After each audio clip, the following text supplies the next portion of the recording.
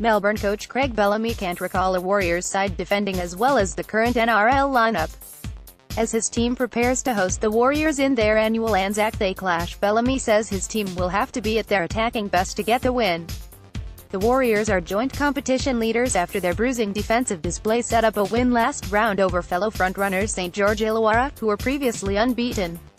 Despite a strong recent record against their opponents, Bellamy said he'd never seen them defend better and believed the Aucklanders would present a huge challenge. Obviously the Warriors have had a great start to the season and are top of the competition. Bellamy said, "I don't watch all their games, but I can't remember the last time a Warriors side defended like that. They were outstanding last week. Because of the occasion, it's always a really tough game and it's going to be exactly the same tomorrow night." After struggling early in the season, the Storm appear to have rediscovered their attacking mojo over the past 2 rounds. While that has coincided with a change in halfbacks with Riley Jacks replacing Brodie Croft, Bellamy said it was more to do with their vastly improved completion rate. "A really good sign for us is before the last 2 weeks we scored 1 try in 2 games, but in the last 2 weeks we've scored 40 points.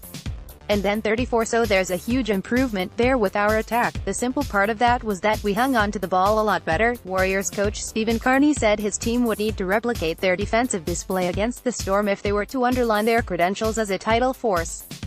"They have only won 1 of their last 5 meetings. Absolutely, they've really turned up the heat in the last couple of weeks in the way they're attacking. The defense has always been very good, so we've got a pretty good idea what we're looking at tomorrow night." The Warriors will be without Kiwi Test halfback Sean Johnson, who is still struggling with a hamstring injury, but Kearney had full faith in his replacement Mason Lino, who starred in the Dragons' win. "We just didn't want to take the risk with Sean, and the young fella, Mason Lino, who's come in there has done a pretty good job the last 2 times he's been required, so he's looking forward to it," Kearney said.